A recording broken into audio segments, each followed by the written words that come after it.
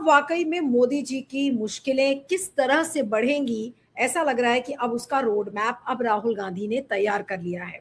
आज कांग्रेस पार्टी ने राहुल गांधी का एक कार्यक्रम शेयर किया और उसका ग्राफिक्स मैं आपको दिखाऊंगी। प्रिया, अगर आप बैक स्टेज में हैं तो उस ग्राफिक प्लेट को प्ले करिएगा, क्योंकि ये राहुल गांधी का कार्यक्रम स्टूडेंट कन्वेंशन को लेकर है। जो अभी हाल में जितने पेपर लीक्स हुए थे और जो एग्जामिनेशन के स्कैंडल्स हुए थे, उसका एक रोड मैप तैयार हुआ है। ये फर्स्ट फेज का कैंपेन है। इसका मतलब ये एक लंबा चौड़ा कैंपेन एक लंबे समय के लिए चलेगा।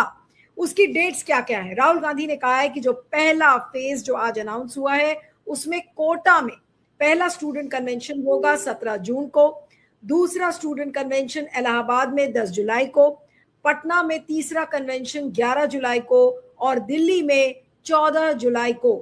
नो मोर स्टोलन ड्रीम्स। अब आप, ये तो डेट वाइज कैलेंडर बना है, लेकिन इसके अलावा जो नेशन वाइड कैंपेन, जो देशव्यापी कैंपेन कांग्रेस कर रही है, उसमें राहुल गांधी ने जितने भी एनएसयूआई, यूथ कांग्रेस, पीसीसी और डीसीसी और लोकल यूनिट्स जितनी देश की हैं, उन सब से आग्रह किया है कि आप कैंपस में जाएं, इंटरैक्ट करें कोचिंग सेंटर से, यूनिवर्सिटी से, स्कूल से, यूथ हब से।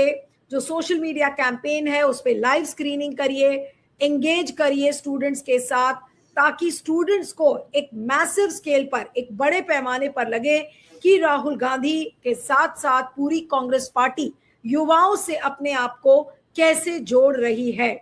और राहुल गांधी ने यह भी कहा कि अब इस तरीके के सीरीज, बहुत सारे श्रृंखला होंगी इस तरीके के स्टूडेंट कन्वेंशंस की, जिसकी शुरुआत 17 जून से करी जाएगी।